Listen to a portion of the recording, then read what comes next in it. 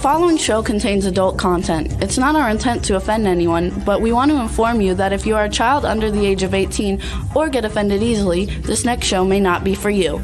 The content, opinions, and subject matter of these shows are solely the choice of your show hosts and their guests, and not those of the Entertainment Network or any affiliated stations. Any comments or inquiries should be directed to those show hosts. Thank you for listening.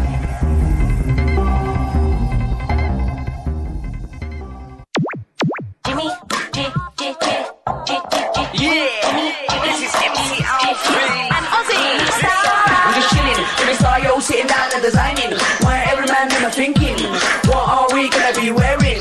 Yo, I'm a Liverpool MC, you can't test me. Big up the girls inside the party, let's get down to crazy Jimmy. Big up myself and known as Alfie, the one and only, the Turkish MC. Always love the clothes of Jimmy. British punk, yo, wanna be Jimmy Star, new celebrity. We'll take you out to Jimmy Stars, he'll trust you. Hey, what's up, everybody? Welcome to the Jimmy Star Show with Ron Russell, bringing you the good times in music, fashion, pop culture, and entertainment. We got a fantastic show for you guys today. It's going to be a lot of fun. Before I tell you about it, and before we say hi to everybody, let's say hi to our cool, outrageous man about town co-host, Mr. Ron Russell. I was very busy making out with my dog. Come here, Astro. Give me another kiss. Oh, I love that dog. Anyway, yes, here we are today. Okay, what are we going to talk about? First, we're going to say hi to everybody. Hi, everybody. So first of all, you guys, we have a great show for you today. We have coming on first is Jack O'Halloran. You guys know him from the Christopher Reeve Superman movies. He was also in Godzilla with Jessica Lange, and I don't know, a whole bunch of movies that you guys are going to just like love. Plus every TV show. He was in Dragnet, The Hero and the Terror. He was in the Flintstones movie, all kinds of great movies. He's a really cool guy. I've known him for a long time. And then we have coming on Rue Stars, who's a fabulous singer, songwriter, web show host, actress. She does it all, and she's from New York. So Ron's going to love it, and it's going to be a lot of fun. Before we get started, let's say hi to the chat room. What's up? It's going very fast. I can't see it all. We have Teresa Sabin. Teresa Sabin's in Florida. Lady Lake Cindy Lady Lake is in Florida. She says hello to Astro, hugs to Astro. Dawn Hinton, hi Dawn, how you doing? Eileen Shapiro's in the chat room. Backpack John is in the chat room. The Fisher King is in the chat room. Angela Joseph is in the chat room. Dawn wants to know what kind of watch you have on today. Today, I'm very proud. Excuse me. Excuse me while I clear my throat. I've got a pubic hair in it, maybe. Anyway, not really. That's just a joke. I don't do those things. I'm not married to a woman anyway. Listen, it's an AIDS walk wristwatch, and I got it way back. My God, in the early 70s as a gift from the head general marshal, or whatever they call him, the marshal of the parade.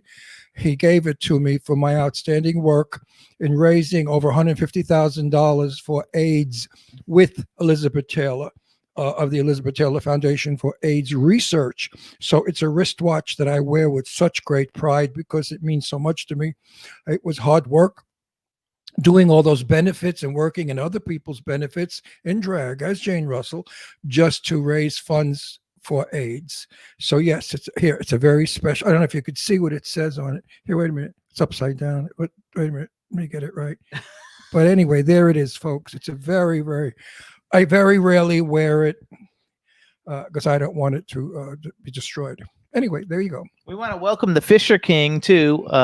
Fisher King is the first time. It says he's the first time he's been able to listen to us live, and he's from Ireland. So now we've got Ireland in the house. So what's up, Fisher King? Erin Go Bra or Erin Go Braless. Which one?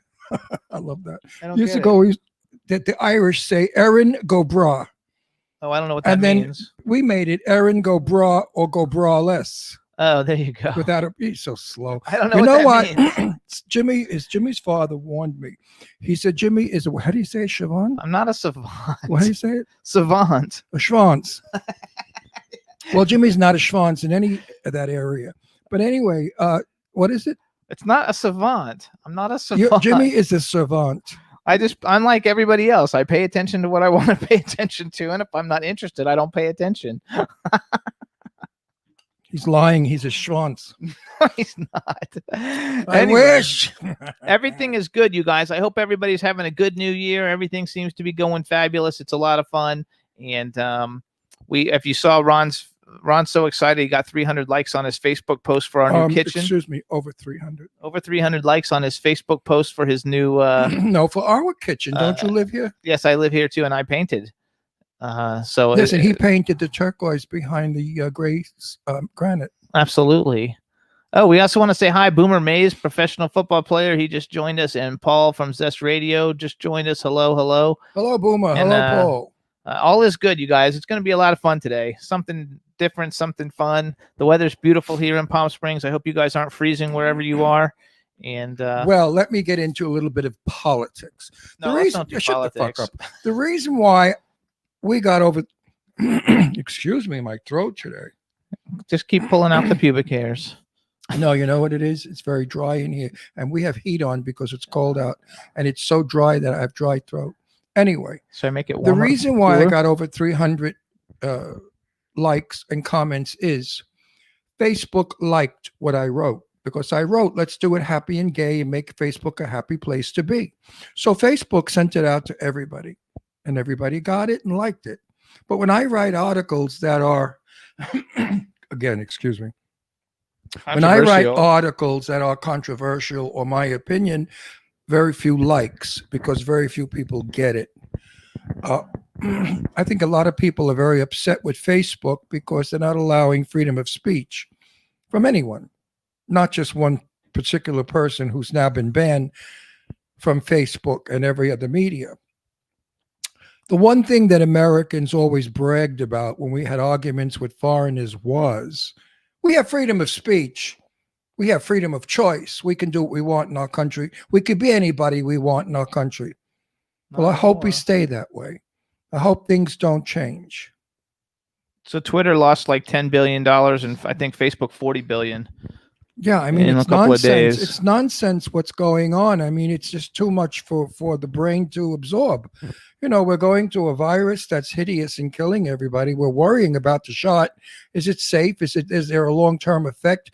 Now they say that if you have a body part in you that's plastic or whatever, it can be destroyed because of the virus. The virus kills anything that's not native. If it's foreign to the body, it will kill it. So people with stents and pacemakers, like, I have a fake knee. Right, which knee. means your leg is going to blow off and you're going to have a wooden leg. Yeah, that's not happening. Well, then you call Peggy. Yeah. Peggy Leggy. Oh my God, that's hilarious. But anyway, the media really has a ball with us. The media really tells us what they want us to believe. The media is packing the bucks in the bank. The media is outrageous. It must be not listened to. You must listen to your doctors. You must listen to people who know what they're talking about, because all this fake news, as Mr. Trump used to call it, is out there. And yes, there is a lot of fake news about everybody. About the whole Washington, about our country, about our laws. Everything is a mess. We are in a state of corruption right now, and it will ease out, because you know what? My father taught me, time will tell. You can lie for just so long, or you can deceive people for just so long, and then the truth will reveal itself. So if the new administration is not going to be the administration that people voted for in a year or two, they will then say, let's impeach Biden and start that crap all over again. And we have to sit through another nonsense, crazy crap. And if he does what he says he's going to do, then everything could be cool. If he does what he says he's going to do, then there's no problem. We'll have a smooth sailing, wonderful country again. Absolutely. So, hello, Cambria Carpenter just joined us. It's nice to see you. And Teresa Sabin says, like, take olive oil, like it's good for your body. If I put olive oil in any more places in my body, I will slide out of my car and be killed. I am so full of olive oil. I actually, too, I had my friends anniversary. What do you call it? Like friendsversary, whatever that Facebook does when you have your friendship and you've known someone for a while on Facebook, and then they put all the pictures. And so I had my friend anniversary with Teresa Sabin the other day on Facebook, and it's very nice to know you, Teresa, and so happy to call you friend and supporter of all the things that we do. You're fabulous. Getting back to olive oil, I use it on my face as a treatment. I use it in my hair as a treatment. I use it sometimes on body parts to keep them moist. And also, if you're going out and you're going to drink a lot, do a shot glass of extra virgin olive oil. That'll smooth the stomach so the booze really doesn't get to you. You can drink a little more without getting crushed. Olive oil, to me, is a gift from the gods. I think it's really a very special process that you should put into your body. As I said before, if I put any more olive oil into me, Eileen says she'll tell you where to put it. Eileen, I know, but I don't think I need to use olive oil with you. I need pool cue dust. You know, when you put the pool cue into the blue stuff so your pool cue doesn't slip on the balls. That's Eileen Shapiro, I hope. Yes. Oh, no, that's some other Eileen. if it was another Eileen, I would have had a nervous. I mean, my Eileen, I love and adore. She's my best and dearest sweet friend, and we have the best time together talking about my Wang and her Pusey. So we really have a lot of fun with it. She's a great sport, and so am I. And together, if ever we wanted to really have a show that'd be a major hit, we should do a reality show, right, Eileen? With all of us. Not so much the California people, because they're very reserved. They just do everything behind closed doors, 3 ways, 4 ways, all kinds of weird sex. But New Yorkers are very upfront. They do it out there in the street. They don't give a crap. So if all of my New Yorker friends with Eileen Shapiro, we had a reality show, it would be not only hilarious, but interesting, because we all talk about and say things to each other that everybody thinks, but are too frightened to say. We are outspoken people. We are hilarious people. Eileen Shapiro has a wonderful sense of smooth, quiet humor. She slips them in there every now and then. She sneaks them in. I'm bold. I blow it out my ass. I just say it like it is. Jimmy sits there chuckling and then makes an opinion. Billy Hess is totally insane like I am. He's wonderful. And a few other people that we're friends with. We have Wendy Stewart Kaplan and Wendy Tim Stewart, Moss another nut and job. Ike Avelli. Tim Moss is out there somewhere. And Randy Jones from the Village People. Ike is still looking for a husband 44 years later. I mean, we're all out there. We're just a wild group of people. And when we get together, there's no bullshit about who's a Republican, who's a Democrat, who hates Trump, all that crap. We just live life. We eat, we drink, we laugh, and have fun. The whole evening is of up-talk laughter. It is wonderful. And yes, Eileen, I think we should shoot it and see if anybody's daring enough to put it out there. Just our conversation sitting around. No, it would be X. It would be XXXX. I mean, there's no question about it. It would be probably the most. Well, you know what? It's everybody in the country in the privacy of their homes. They all say it. You gotta love it. So we want to give a shout out to Mike Wagner has shown up from the Mike Wagner Show. Hey, Mikey, and how you doing? We love Mike Wagner. He's got a great show, and I'm not sure who the Collector Zone is, but I saw somebody. Jeff is in there. I don't know. Wait, I have to say something because Jimmy's our here. Guest is here. Jimmy had a black person contact him and say, "Please do not follow me. I dislike white people." I was following somebody on Twitter, and they asked me not to follow them, so I was and like, okay. I thought that was hysterical. I said, "Oh my God, I've never heard a black person that was a racist so openly." I know that a lot of black people hate white people. Well, whatever they feel they did to them 500 years ago, 300 years ago when they were slaves. I know I tell my black friends that all the time. Don't hate me. I never owned you. Because if I did, my house would be very clean. Oh, it's Jeff Dickinson's in there. I'm sorry. I knew Jeff Dickinson. Hey, what's up? So everybody, we're going to bring on our first guest. It's going to be a lot of fun. His name is Jack O'Halloran. You guys will recognize him when you see him. And I guess he's getting ready to get brought in. We'll make sure we can hear him, and then we'll get rocking and rolling. Hello. Hey, how are you? Fantastic. How are you? I'm doing the best I can, whatever they'll let me get away with. Yeah. Well, if you're a Republican, we don't want you on the show. Lying. I mean, isn't that the stupidest thing you've ever heard in your life? People that are commenting. I've got people on my Facebook page saying, "You're a Republican." They think nobody knows what I'm gay. I'm not a Republican. I'm not Democrat. They say, "What are you?" I say, "A happy gay man." But not really. I mean, how stupid could you be? People are friends for years, and suddenly they're not friends anymore because one is of a different political background. terrible. It's terrible. But let's Anyway, if introduce you him, are 'cause a you don't even know him. Let's Republican, introduce him. if you are a Republican, we will have you thrown off the air. Welcome. You work a lot, you son of a bitch. I don't. Hang on, let's introduce him. No, People don't shut know. up. No. Who do you know that you get so much work that I don't? No, hang You've on. been hanging around the wrong people. Yeah. I think so. Jimmy Starr. No, I'm the right person, believe me. So everybody, this is Jack O'Halloran. We can hear him, so let me do an introduction. Hello, everybody. Now we want to welcome to the Jimmy Starr Show with Ron Russell, the incredibly fabulous, talented superstar Jack O'Halloran. Hello and welcome to the show. Thank you. It's been a long time. We haven't talked in a It's long been, my time. friend. It's been a while. I think it's been like 10 years since you were on the show. Now I have my husband as my co-host. So let me introduce you to our cool, outrageous man about town, Mr. Ron Russell. Hey, baby, how are you? Now the show's a hit. You notice we have 4.5 million people watching. When I wasn't on it, Jimmy had about 12 people No, in Florida. In Florida, in the Everglades. They were living in the Everglades. That's in the not heart- true. Yes. So, Listen, I don't want to go any further with this guy's interview. I need to know. no, wait. We have to say hi to the. So Oh, Jack, okay, we have a go, chat go. room. Literally, we have like 10 countries represented in the chat room. So say hi to everybody in the chat room. Hello, how are you? There you go. And say hi to Teresa. She's in Florida because like she said hi Jack first. So let's say hi to Teresa.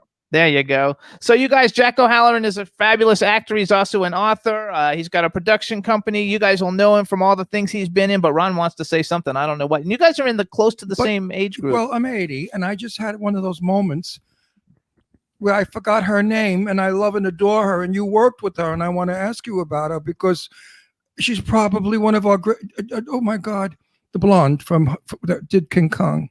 Jessica Lange. Jessica Lange. Jessica Lange. You worked with her. Give me all the dirt you got on that Jessie beautiful was, lady. I remember Jessie was her first picture that she did. Jessie and I were good friends, and we are good friends. I haven't talked to her for a while, but she, you knew when she walked on the set she was going to be a star. And she was married to the dancer. What's his name? Brezhnikov. That's a Brezhnikov, right? Yeah, and Jessie was is a class act. She's just a nice girl from Minnesota with a lot of talent, and you knew that from day one. And I watch her work, and I sit there and I just love every second of her on the screen. She brings to the screen the character, the acting ability without being overdone, corny, or crappy. She's a natural actress. She was great in American Horror Story. She is a great. No, not even that. That was her lesser moment, Jimmy. She's done greater work than that. She did a picture with Jack Nicholson that was just my favorite. People rolling in the aisles. My favorite work that she did was when she did the life story of the famous actress who went insane. Oh my God, what was her name? Oh yeah, no. I remember when she did the picture from the 40s. Her That's performance was natural. She's breathtaking. So if you're such good friends with her, give her a buzz. Tell her that Ron Russell would love to have her on this show. No, seriously. That's how I do things. I don't go through managers or agents because they ruin everything. More managers have ruined more careers. And Betty Davis told me that in person. I knew Betty well. And Betty said the worst thing in our business are agents and managers. They ruin everything. You never get to I don't disagree with that at all. No, she said the movies you're supposed to do to get awards, you don't. They give you the movies that stink. So that was Betty. Betty said had she had different, if Warner Brothers and Jack Warner wasn't such an egomaniac, and if he would have let Betty get the directors she wanted, which is nobody because Betty directed herself, as she told me, and if she could get the film the script that she wanted, she could have won more Academy. I got to get this right. She said, Ron, I could have won more Academy Awards than Katharine Hepburn. And she could, and she would have. So hold on. Great actors. She was a brilliant actress. Betty was fabulous. But you gotta understand she was in an era when women didn't have that much of a say. There was more as I say and don't do as I do. She did. But she did. No, she took the bull by the horns. She was She told me one time, she said to a director on the stage, she said, listen to me. You are a director. I am an actress. I am better than you. I will not listen to you. You will do as I say, because I will bring out in you the best work that you've ever done. And she's going on. She was drinking. I loved it. She would take a shot of a glass of scotch with a cigarette. She would smoke while she was drinking. It was like a circus act. I have never in my life seen anybody blow smoke out while they're drinking scotch. She was an amazing woman. I loved and adored her. So hold on. I knew wanna, her in her old age. Hold on. Two things. First of all, Jack, Ron used to have a TV show called Set the Record Straight where he interviewed all the legends of Hollywood. So he's like a TCM, like superstar. He knows like all of them. And he was best friends with Jane Russell. My dearest buddy in the world. Oh, nice lady. Lovely. Jane we hung out. And now for in our audience, we have a very large over 50-year-old audience. But for the younger people that are in the audience, I'm going to do a little bragging for you. And that way we can go back and talk about some of it. So you just guys say he's been in everything there is. Now, here's some of the cool things, you guys, that you'll have seen Jack O'Halloran in. Besides the TV shows, he was in Farewell, My Lovely with Robert Mitchum, Charlotte Rampling, Harry Dean Stanton, John Ireland, and Sylvester Stallone. There's more. The 1976 King Kong with Jeff Bridges and Charles Grodin and Jessica Lange and John Randolph. March or Die with Gene Hackman, Catherine Deneuve, Terrence Hill, Ian Holm, Max von Sydow. Obviously, everybody knows him from Superman movies where he played Non. That's Marlon Brando, Gene Hackman, Christopher Reeve, Ned Beatty, Jackie Cooper, Glenn Ford, Margot Kidder, Sarah Douglas, Terrence Stamp, Susanna York, Valerie Perrine, The Baltimore Bullet with James Coburn, Omar Sharif, Bruce Boxleiter, and Peter Jason. Dragnet, we got with Dan Aykroyd, Tom Hanks, Christopher Plummer, Harry Morgan, Dabney Coleman, and Alexander Paul. And I put her in there because she's been on our show, actually. The Hero and the Terror, which is a great Chuck Norris movie. Mob Boss with William Hickey, Eddie Deason, who's been on our show. Erwin Keyes was on our show. Morgan Fairchild and Brink Stevens, who's been on our show. The Flintstones, which has a great cast. John Goodman, Rick Moranis, Rosie O'Donnell, Elizabeth Perkins, Elizabeth Taylor, Halle Berry, Kyle MacLachlan, Jonathan Winters, Harry Corman, Fred Schneider, who was on our Christmas show, Jay Leno, Sam Raimi, Fury and the Fist and the Golden Fleece, Richard Grieco, Ernie Reyes Jr. They've both been on our show. That's why I brought it up. Sean Whalen's been on our show. Jeremy London was just on our show, and Tiny Lister was on our show. So those are some of his credits, you guys. And in TV, you saw him in Cannon, Flying High, Best of the West, Hunter, Knight Rider, Murder, She Wrote, Perry Mason, The Case of the Defiant Daughter of the Movie, Morton and Hayes, Diagnosis Murder. So basically, like, he's like shit. He's been like all over the place. You are so easily to be hated. I mean, you worked with a few of my idols as well as friends of mine. There's many of those people that were mentioned that I know pretty well. Did you know Mitchum? Who? Robert Mitchum. Did you ever meet Robert Mitchum? Robert Mitchum came before me. Jane Russell and Bob were best friends. Oh, he told me she had the best body in Hollywood. Well, no, he was married, and Jane respected his wife being a Christian. They never fooled around. Neither did Jane. No, and Jane never banged Howard Hughes. She never banged Howard Hughes either. That bullshit about Jane Russell and banging Howard Hughes is fake. She said Howard Hughes liked little tiny girls. Jane Russell, as you know, was a big woman. Yeah, it was a big girl. Yeah. Big broad. Bob Mitchum passed away before I got to meet him. But Jane revered him. She loved him. Robert was one of the most well-read men I ever met in my life. And it was such a I blame my whole career on Mitchum. Mitchum, when I did Farewell, My Love, it was the first film I ever did. I never been before a camera before. They came to me to do several movies. I kept turning them down. And when I did a screen test for Farewell, My Lovely, and Mitchum said, it's either him or I don't do the movie. And he started me from day one. We became like father and son. He was, if you ever had to have a mentor in the industry, Mitchum was the guy to have. I mean, he was just brilliant. Everyone that knew him said good things about him, but Jane loved him in particular. But the thing that Jane used to brag to me about was she'd say, you know, Ron, Mitchum, big, tall guy, right? Big, tough guy. I drink him under the table. And she did. And she did. And Mitchum could knock him back. He was not shy. He was not shy to booze. Neither was Jane. But Jane would drink Mitch under the table. It's amazing. I had a lot of stories that she gave me about Mitch. And I'm so sorry that I never met him because I think we would have got along fine. He had a dirty mouth and he was very upfront. He liked to tell it as it was. He did. And that's me. You know, he and I would have been very honest with each other. We should also mention, because you said he's a big guy. Wait a minute. Wait. The movie that you were in is one of my favorites, by the way. Farewell, My Lovely. Oh, it's Great I, film. I Oh, it's a don't know if I've good seen it. film. Anybody out there, get it. You can get it on YouTube, I think, or something. It's really a good film. I mean, it's one of the black and white noir films of years ago. That's a terrific film. So you guys too, like Jack is 6'6", you guys. He was a heavyweight boxing contender in the 60s and 70s, and that's why, like in the Superman movies, he's like the bad guy, and in Hero and the Terror, he's the terror. And so like you're a huge guy, and that didn't really like affect you, because nowadays they say people that are really tall have a lot harder time getting roles, but back then, because the camera people don't want to come in on the tall guy with the short guy. It's a big work, so they don't want to do it. They want to get everything. They want everything for free. Screw that comment. I'm going to ask you another question that our viewers must hear about. Probably one of the most magnificently beautiful women in the world, Catherine Deneuve. Oh, Catherine and I are very close. Catherine was amazing. We did March or Die together. Hey, before I went down to do the film, Burt Reynolds grabbed me and he said, "Jack, be very careful. Catherine Deneuve's a man-eater." I said, "Okay." Yeah, but I knew Burt Reynolds very well. Burt and I were good friends for many years because Lee Winkler of Global Enterprises was his business manager. And Burt used to go up to his house all the time up at Shaw Place in Beverly Hills. Yeah. And Burt used to bang everything that walked. But everything that walked. No, but I don't think that Burt got Catherine. He never commented about anything about her except that I used to say to him, like, what was it working? No, he did. No, that's not true. He did bang her? Well, then he was nice. He was nice about it because he did. I mean, he said everybody else he banged, half of Hollywood.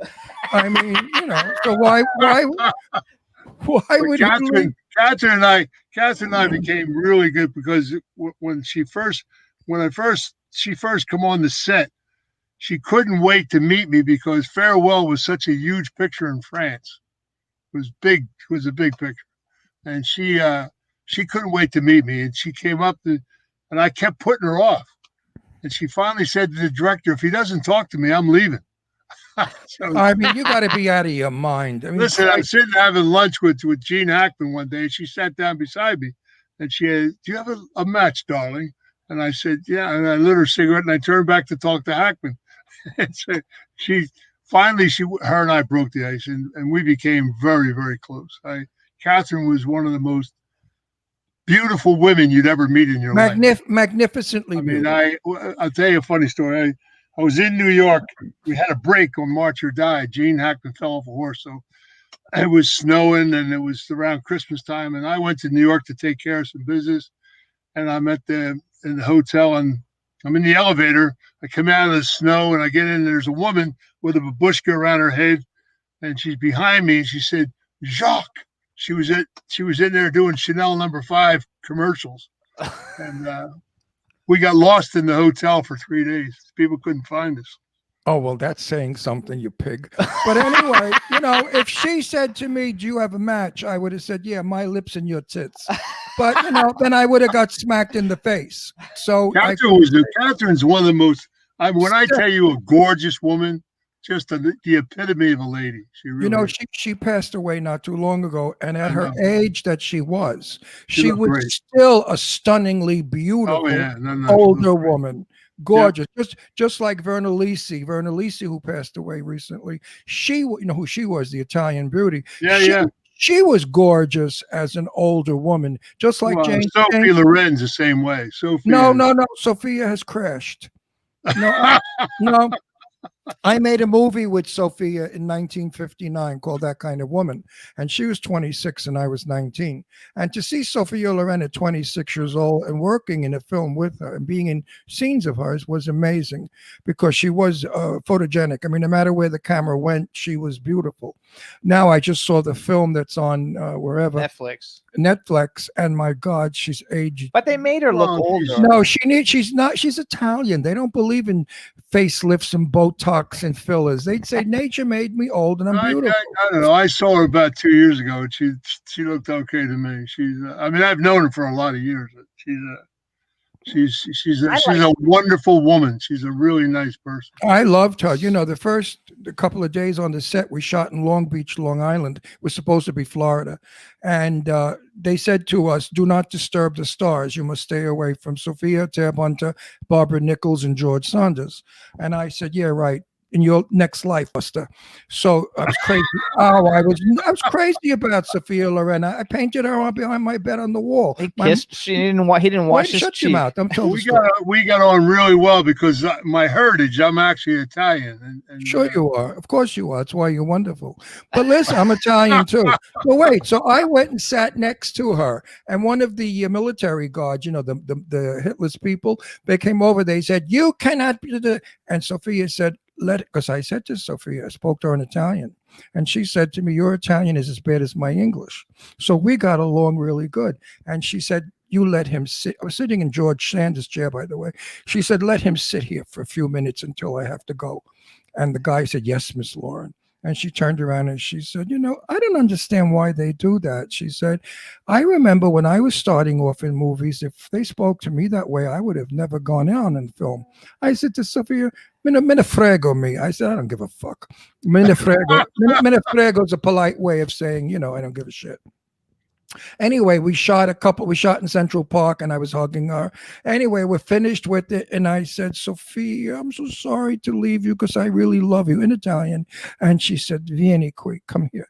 Dammi uno bacio. And I kissed her and she kissed me right on my cheek. Well, when I got home, I ran to my Aunt Millie's house because my mother was there screaming, look at the lipstick. I'm never taking it off. Sophia Loren kissed me on my cheek. I was 19 years old, but the best part was I was gay. So what was my story? I mean, I never understood me. I still don't. But anyway, yes, Sophia Loren was a lovely, polite, kind, sweet, soft woman. And lucky you that you know her. She's a super lady. She really is. Because like I said, because of my heritage and where I come from, and you know, she was from Naples, and she came up very tough. She had a tough life when she was younger until she met Content. You know, absolutely. He made a star out of her and changed her life around. But she came up through the streets of Naples. She never knew her father. Her mother was a woman that got laid before you were allowed to. In those days, you were a putana. My father was a man called Albert Anastasia from New York. Anastasia? He ran a little company called Murder Incorporated. Yeah. Are you kidding me? No. He has a book about it. Honest. Listen, I'm from Brooklyn. I know every. Albert Anastasia is my father. My father was Brooklyn. My father was New York. You know what? Where do you live?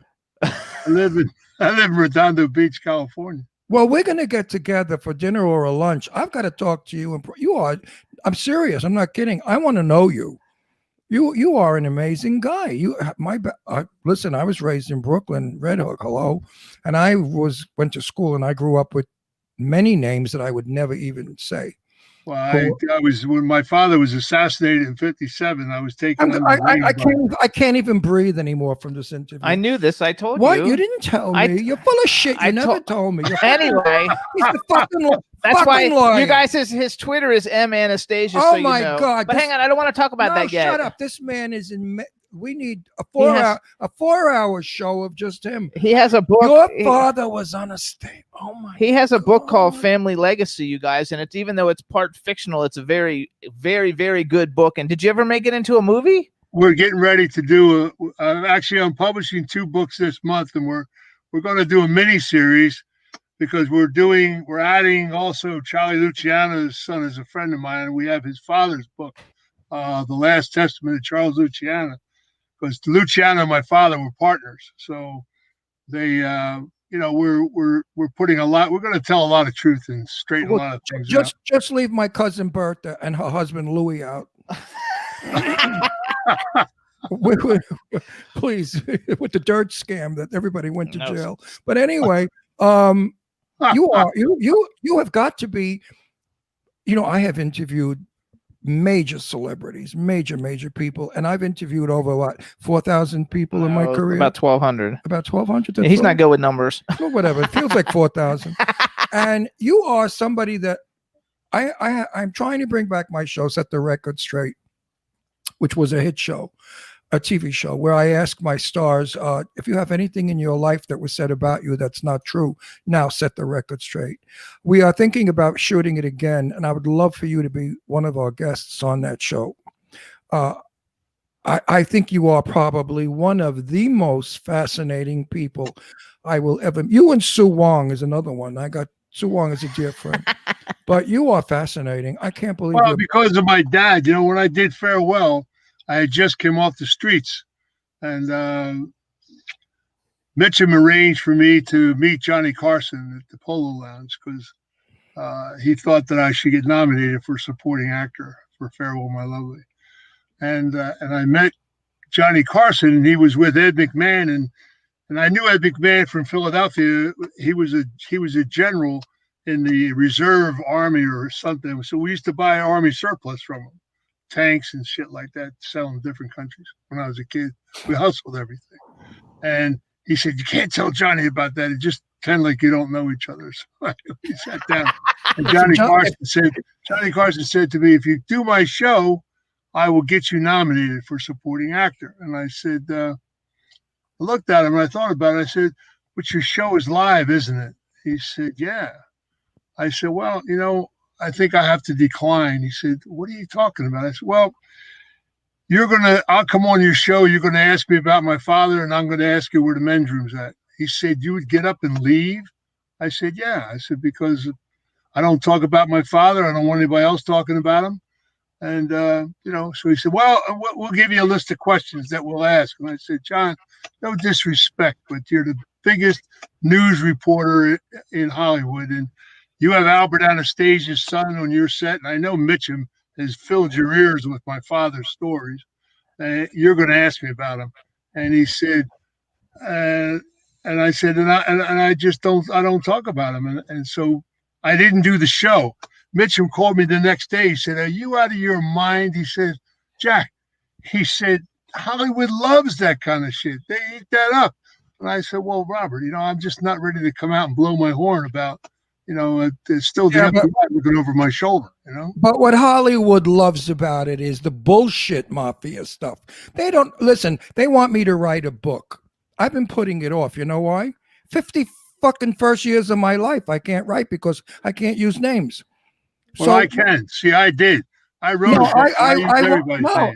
I won't because so many of my friends are still alive that I grew up with. I'll tell you a funny story. You'll love this. You'll love this story. When I first wrote the book, I had a man that used to watch my back. He was an NSA CIA guy.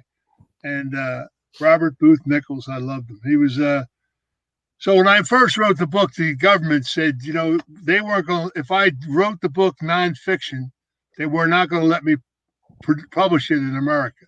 So they made a meeting in Hawaii. I went to see the FBI, CIA, the NSA, and we sat down and they said, you can't do this and you can't say that. And I said, well, let me ask you a question.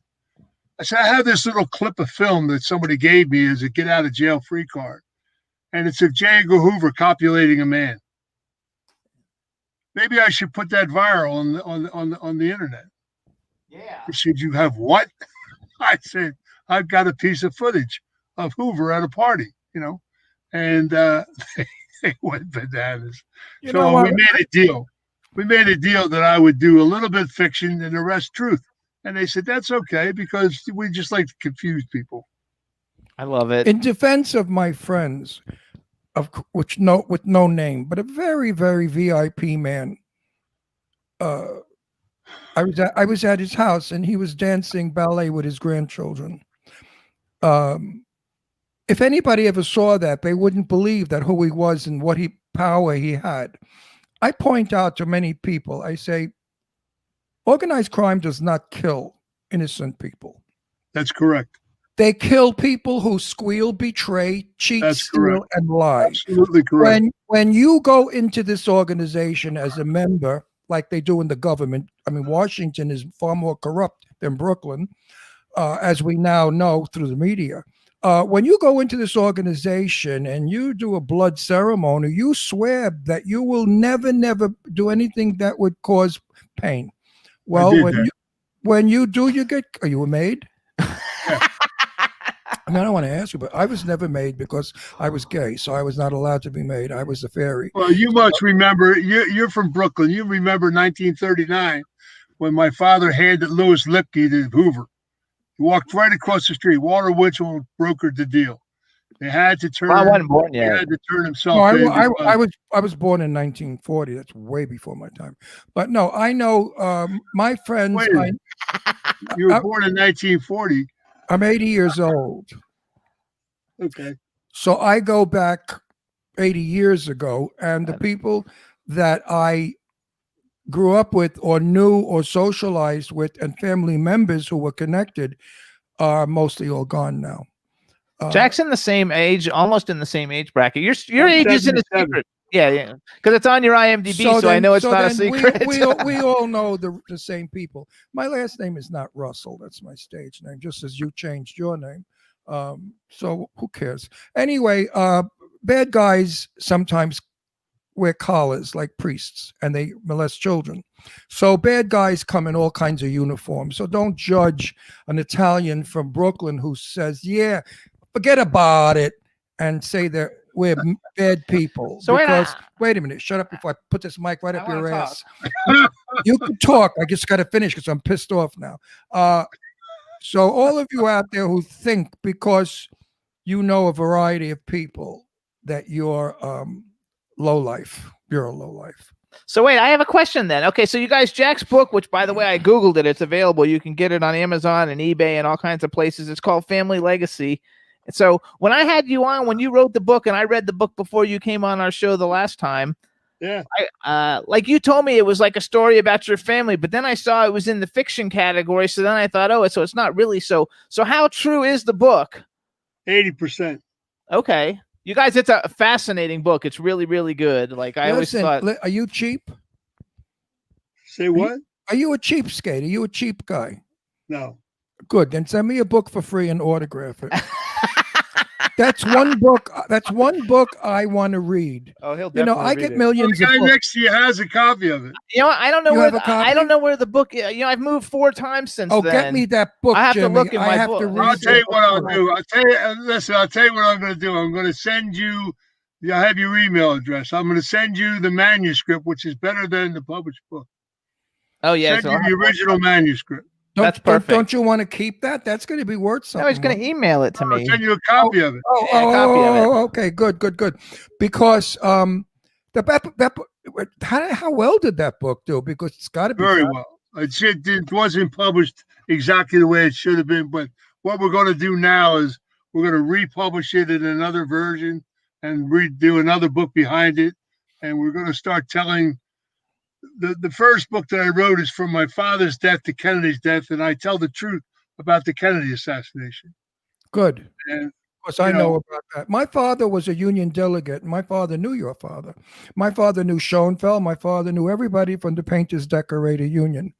My father, I remember saying to me, listen, you hear a name in this house, you never go in the street and tell it. So I'd say, why? I'd say, why? He said, don't ask a question. Just listen.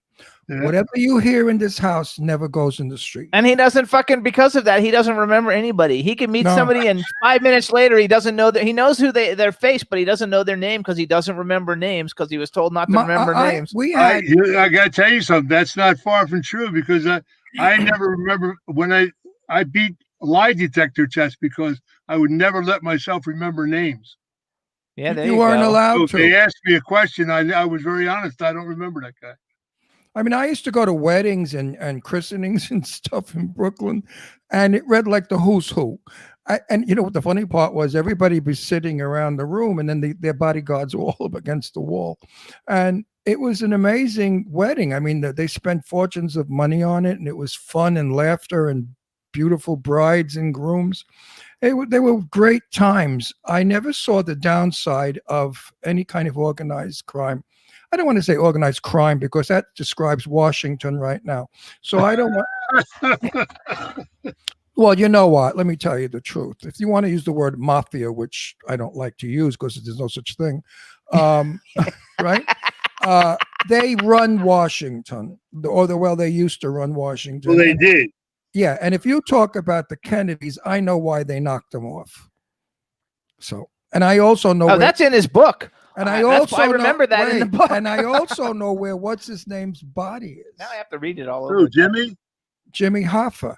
I know where it's at. My father said, I don't remember where exactly, but his head's in Staten Island, his arm is in New Jersey. That's not true. That's not true. He knows really where it is. All his body parts are all in every borough in New York. That's not true. Not true. My father. Jimmy was a dear friend. I love Jimmy. Jimmy was a man's man. He would never ask you to do what he couldn't do himself. Right. And what they put him in jail for was such bull because they accused him of stealing $10,000 from the pension fund. There was no pension fund until Hoffa put it there. And Jimmy wanted to get something done at his house, a renovation. People would have lined up to do it for nothing. People loved Hoffa. Hoffa was a loved guy. My father knew him because they were all, the unions. But Jimmy made a bad mistake.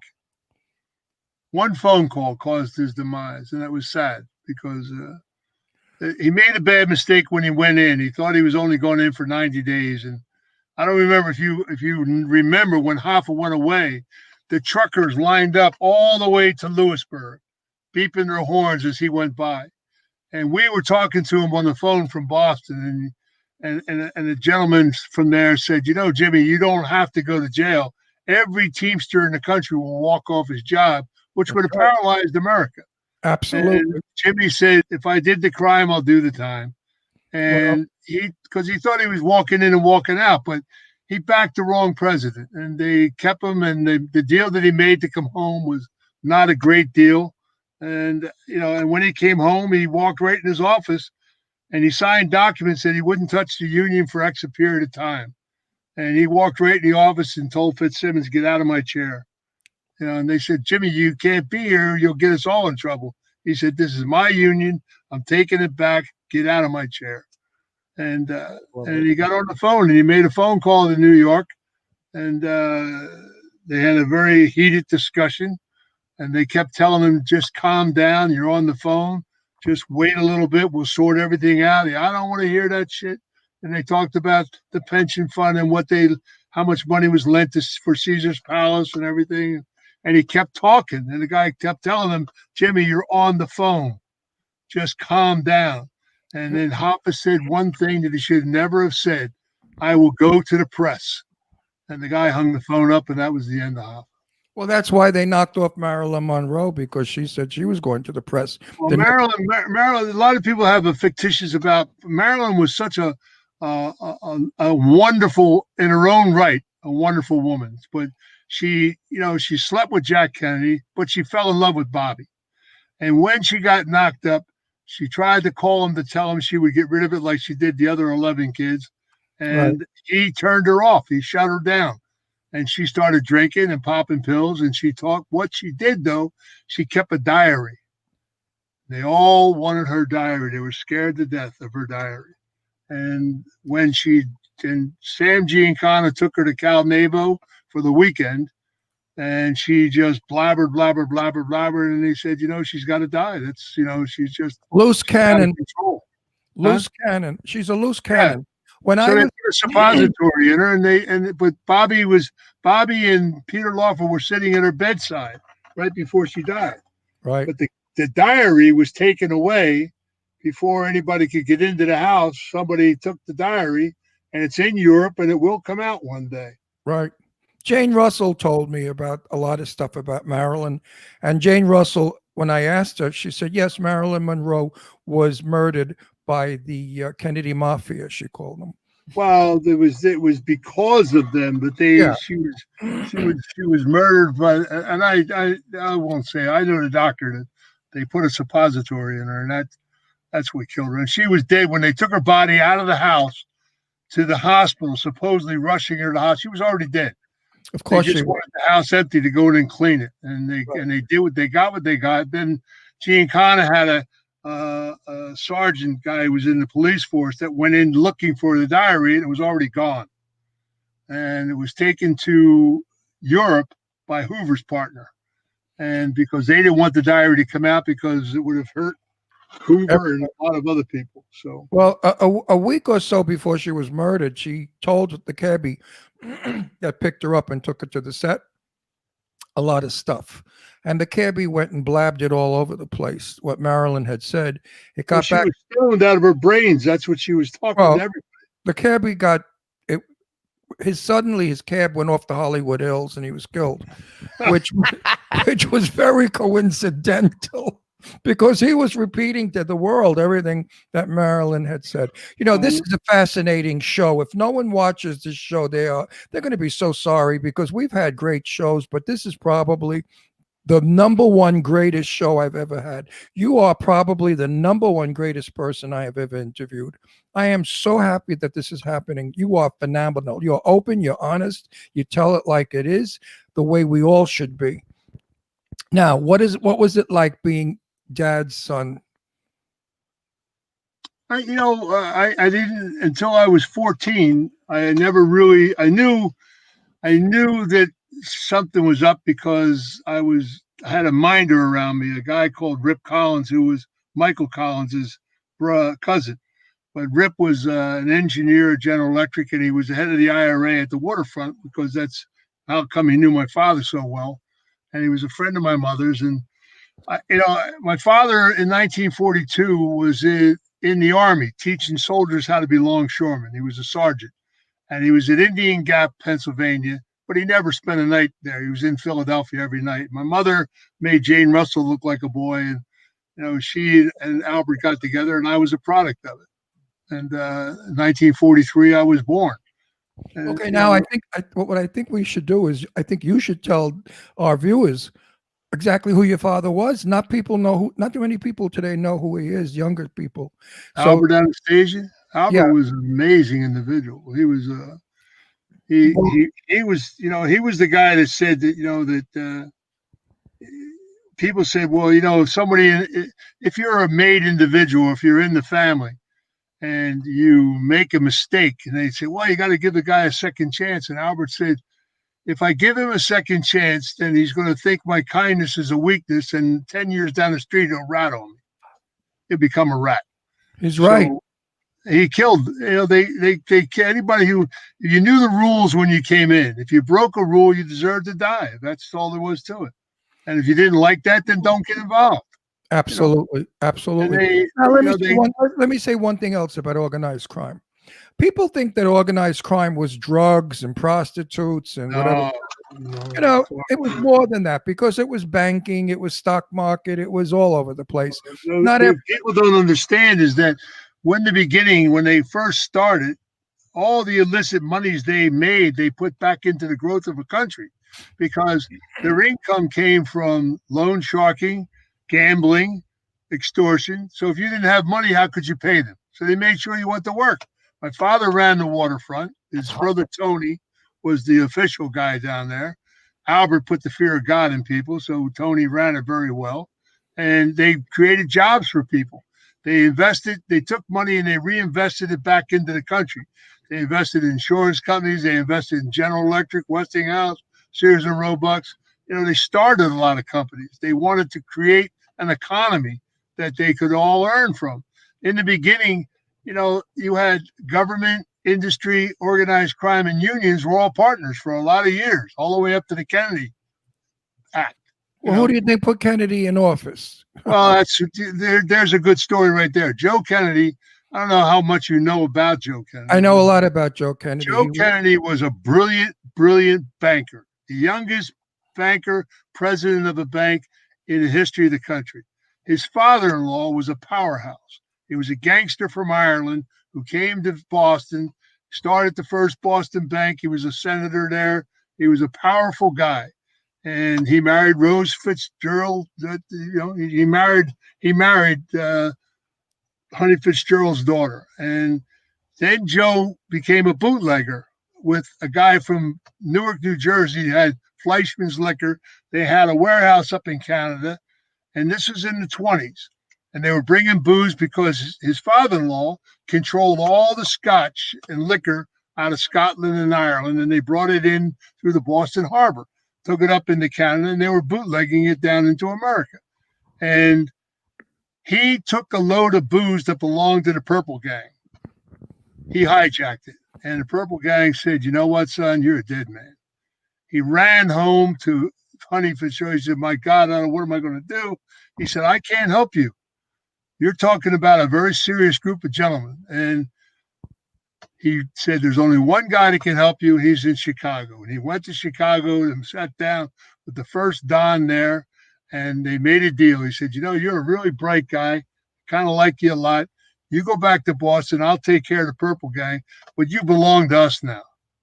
And he was under thumb from that day with Chicago. The only money Joe Kennedy ever put into a building in America is the Mercantile Building, downtown Chicago. They made him put up the money for that building.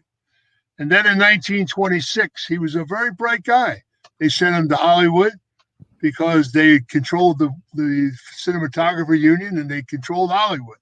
And they sent him out, and they introduced him to Randolph Hearst.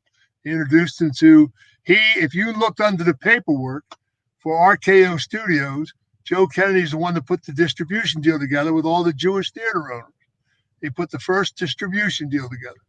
And he banged everybody in Hollywood. Every woman that walked down the street. It's true. And Hedy Lamarr and Marlene Dietrich, you know. Yeah, he was very his favorite.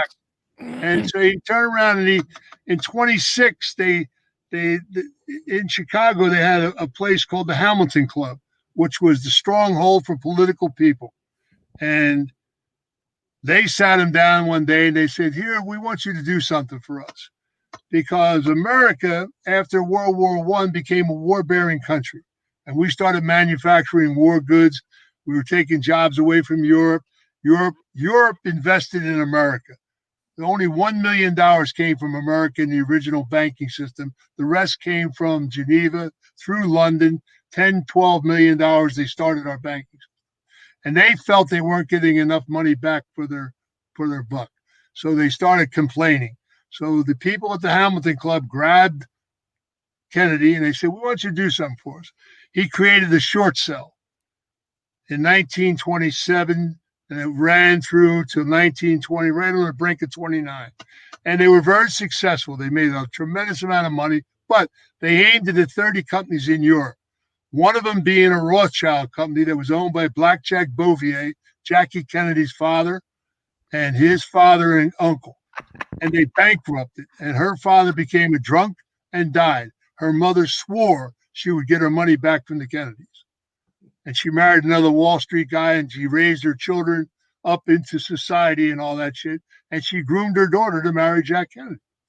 And Joe Kennedy, at the end of 29, the crash happened because they did the short sell, and then they stopped for a couple of days. They were coming back, but the country panicked because the market was going up and down so much. And the crash happened. So after the crash was over, they said to Joe Kennedy, did a great job, kid.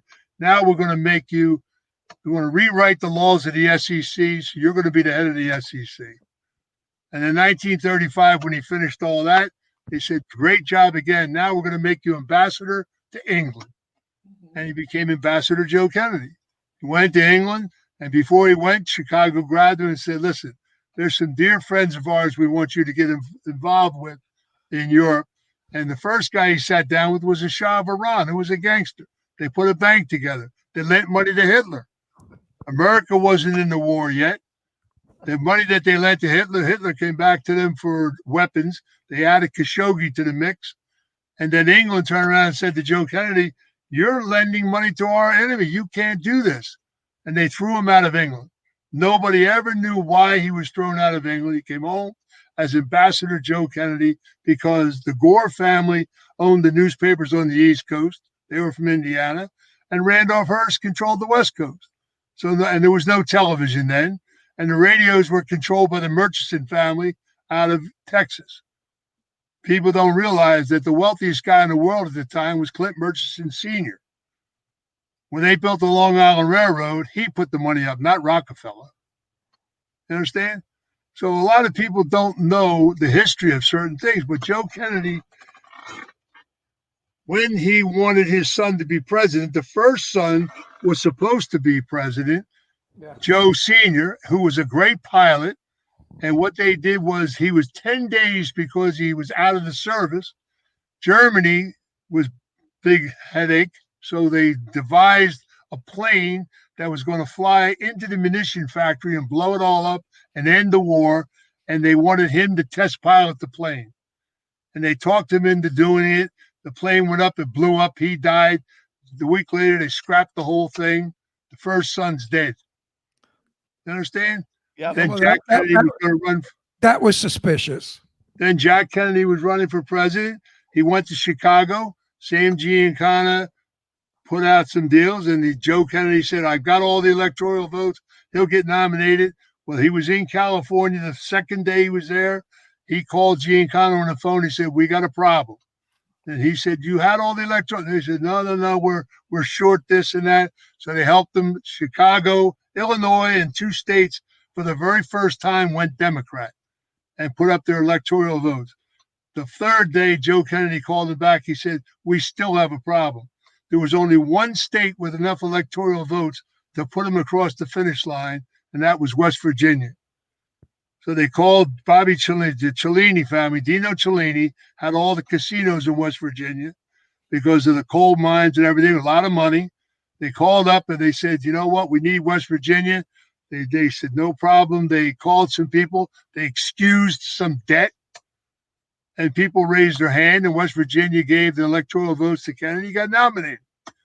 And when he got nominated, H.L. Hunt went out to California with a bag full of money and gave it to Joe Kennedy for Johnson to run for vice president. And once Jack got elected, which was a close race, and people in Chicago and New York weren't too happy about it because they already owned Nixon. What they need Kennedy for? And Giancana talked him into it. "Oh, it's a he's great, both his ears, blah, blah, blah, blah." As soon as he became president, his father turned around and whispered in his ear. And they because the first question they asked is, "What are you going to do with that little asshole Bobby?" Because he was already a thorn in their side. And Joe Kennedy said, "Oh, we're going to make him ambassador to Ireland. We'll get him out of the country." Well, what he did was he told Jack, "Make your brother attorney general." And then he went to Bobby and he said, "Put all my good friends in jail." And then he went to Jack and he said, "You see all those oil guys down there in Texas? They're making a fortune on a product that you're not taxing, called surplus oil." And Jack installed a tax on surplus oil that cost them people $200 to $300 million a year. You think that didn't anger somebody? Absolutely. Well, you see, there was corruption back then. There's corruption now. I mean, nobody really believes anymore in the vote. We believe that politics control the vote. Well, when Kennedy was running, it was a neck and neck race, right? I know for a fact there were people in Chicago and the suburbs of Illinois that were dead people that voted 20 times. That happened this time too. Happened now. We have been made fools of for a couple of many decades. I could remember my father and mother being very upset and telling me stories about Franklin Delano Roosevelt, who was supposedly the idol of the world. And when 6 million Jews in Europe were being murdered, put in ovens, they wanted to come to America. And Roosevelt said, "Oh no, we can't have all those Jews coming here because they'll run the stock market." So our wonderful Franklin Delano Roosevelt is the reason for many children and elderly people and beautiful Jewish people that were murdered. So our presidents are not always in our favor, but yet they will say the mafia is this and the mafia is that. Well, how about when they all went to bed thinking Dewey was president and woke up to Truman? Right, exactly. You know what I mean? So stop it, everybody. Stop judging until you know the facts and get the real facts, not the fake facts. So hang on a second. I went through all that, so I know. Let me tell you something. You're coming back. Yeah, we have to have you come back. Oh no, you're coming back. Ron's never been so quiet on a show. Everybody Never. in the channel. You know, I'm the humor. I'm the joke. I'm a stand-up comic. So I'm the comic on the show, and I always play around. I am so fucking mesmerized by what you say because I've heard it before from my family, and it's true. And We have and you got the balls to come out and talk about it, which is wonderful because people today are so fucking afraid of themselves. They're afraid to say they're a Republican because they get their car smashed. So you know what we're I mean? not letting you go yet. I have all these fans of yours in the chat room. I have this one guy has asked this question. I don't know why he wants to know this, but he's asked it 60 times. He wants to know what. First of all, this is Jeff from the Collector Zone, which is he's a really cool guy. He wants to know what's your favorite piece of music. Oh, who gives a shit? No, he's talking about. I know, but he just get off my fucking microphone. Don't even answer that. No, answer question. the question. No, everybody in the chat room wants to know. There's 100 people what's there. His favorite music? Yes. The Godfather. What else? No, tell him what's your favorite piece of music. There's probably several. We're just getting ready to do a concert with Bocelli, and I think Bocelli is probably one of the greatest voices in the world. Absolutely. And the guy before him that I put together a concert one time in Raymond Patriarca's backyard with Pavarotti. Pavarotti was wonderful. Pavarotti came and sang in his home for him, and as a birthday gift. And just to let you know how pervy our groups in here are, Don Hinton keeps saying, "Look at how big his hands are every time you stick your hand." Dawn. Italian men are known for that, okay? Why do you think all the old broads go to Italy to get laid? They don't go to Ireland. They all go to Italy and they want to get laid by Italians because Italians got, as we say, usazich. And for all the I have a movie question just because in general, because for me, like, we don't have like Superman movies like the Christopher Reeve movie like you were in. Like now Superman, Superman versus Batman, Superman gets killed, all these like terrible like things. They're not like wholesome superhero movies anymore. What do you think of that, like compared to being in like the Christopher Reeve movies? Do you watch any of the new ones coming out? No, I think they're very dark. I think it's they've taken away. The sad part is that Superman was the first American superhero, and when we did 1 and 2, I mean, it was all about law and order. Superman didn't run around killing people. He put people in jail. Right. They followed the law, and I think that they've just gotten way away from the all American way, and it gets darker and darker. I was very angry that they changed the color of his costume. Oh yeah, the whole thing. Blue and red was American and so wonderful. Now he's in this dark black shit. And the movies are dark. Do you have an action? We're looking to do. I have a script that I want to eventually get done. We want to bring, because of the technology that we have today, and your fan base will love this. We're going to do another Superman movie with Christopher Reeve, because the hologram technology works terrifically, and I can bring Christopher back on screen. I love that. I don't know about that. I love it. I don't know that they did it with Tupac, where they did a video with Tupac. Yeah, I know, but bringing him back, I don't know. That's kind of weird and spooky. I don't know how I would feel about that. Oh, I would watching love it. that. You saw it. Wait. I have a question though, because is there an action figure for your character? Because I have the Gene Hackman and the Terrence Stamp. Was it Terrence Stamp? Terrence Stamp.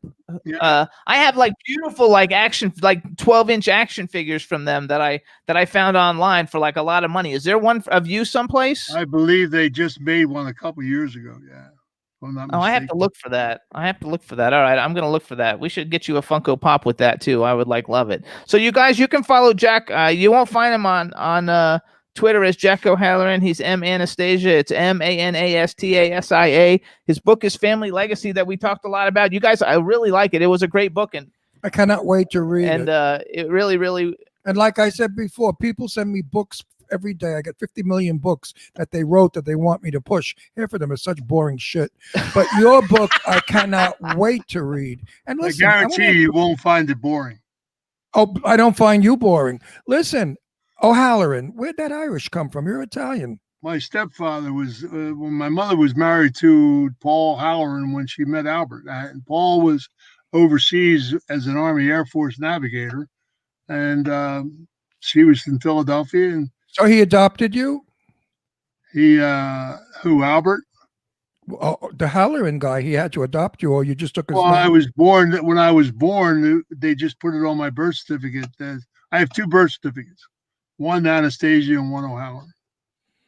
Okay, got it. Oh, so you didn't change that for Hollywood. That was actually your name.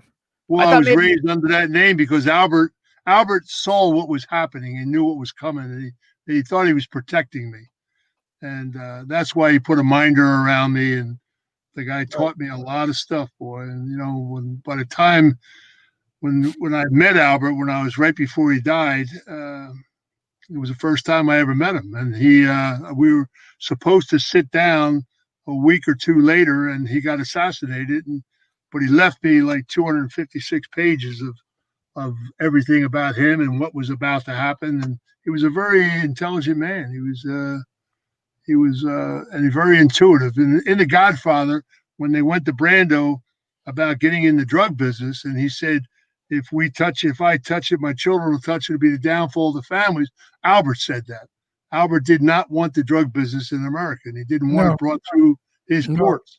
My father and my father's friends, if they thought you were a pusher, you were out.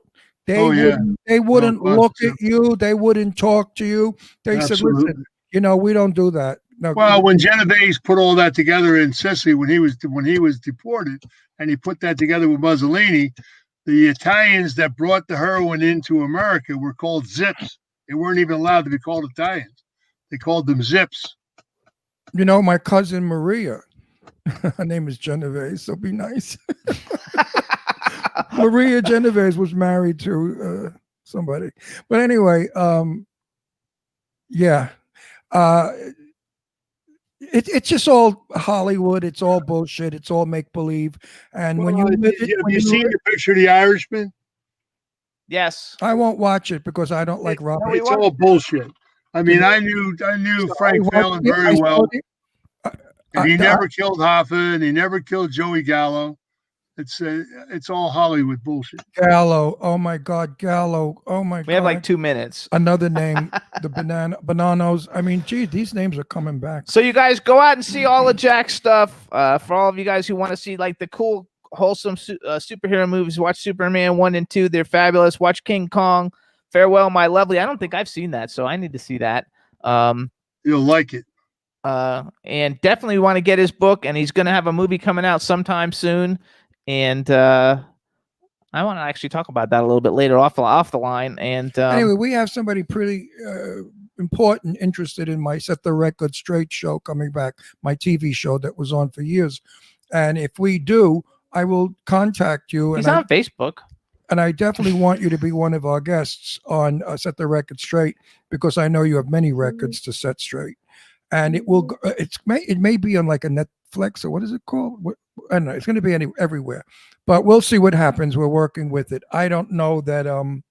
I have a busy life right now with this, and I act in movies and this show. And I'm writing, so taking on another project at 80 years old. You know what I'm talking about. Jack, I'm so happy to Jack, see you. you are. It's been at least 10 years, I think, since I've talked to you. It's been a while. How come you never told me about him? Huh? I don't know. I bought the action figures. I told you I knew the guy in the film. Fuck action. He likes the mob stuff. I like the movie stuff. No. I don't like the mob stuff, and I don't like the movie stuff. What I like is the honesty. What I like is this guy is up front and out. This guy's no bullshit. This guy tells it like it is. That's what I like. I like people like him. No smoke and mirrors, no bullshit, no nonsense. I'm going to read the book again, though, because now that I know, the first time I read it, I was thinking it was like fiction. And now that I know that 80% of it's true. You met some of these people before they.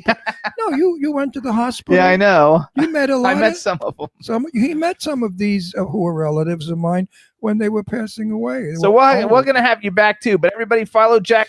It's been such a pleasure. Thank you so much. And I'll be in touch, and I'll send you an email later. Jack, what can I say? I've said it all. You are absolutely an earful, and what an interesting earful at that. You go on and have a great life. Stay safe, stay healthy, and we're going to stay in touch. God bless. Take care. Thanks, Jack. Bye-bye. Take care, baby.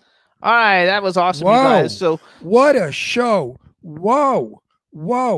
everyone listening, everyone should listen to this show because it's true. It's an earful. It's unbelievable. It's the first show we've ever had in what 9 or 10 years that you like were actually Mesmerized. and everybody in the chat room was saying, "Oh my God, look at Ron's face. He's actually like he's totally like listening. He's in awe."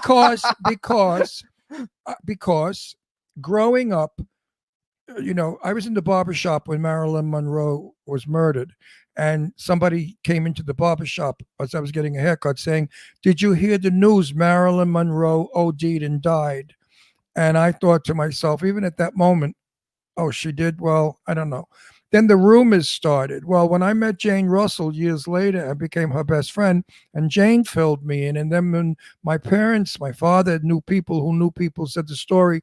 And then I would tell people that Marilyn, and they'd fight with me. They'd say, "Oh, you're crazy. She couldn't possibly be murdered. That's Marilyn Monroe." I said, "What are you, out of your mind? Anybody gets murdered. What? Napoleon, anybody. I mean, they don't care who you are. You do bad, you're going to get killed." And I've been fighting this argument forever. I've written about it on Facebook, about how the Kennedys were responsible for Monroe's death. And now this man comes forward with proof, bona fide proof. And all the stories are correct. Poor Marilyn. She was so stupid. She should have kept her mouth shut. She maybe would have still been around today. But you know what? If Marilyn Monroe was around today, she wouldn't be the legend that she is today, because she died 26 years old, beautiful and perfect.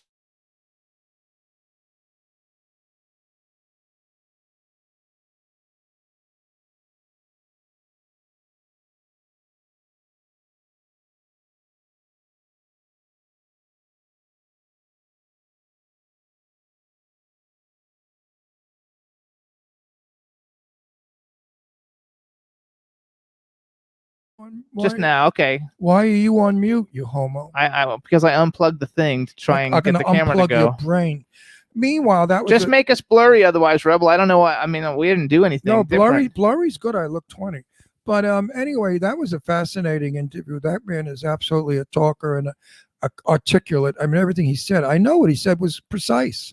It wasn't made up. He wasn't bullshitting us. Amazing man. He's got to come back again. Definitely. I don't know why we're blurry. So why would we be blurry all of a sudden? Blurry's good. Well, look, I don't see look it. at She's me. Not showing us. No, but blurry's good.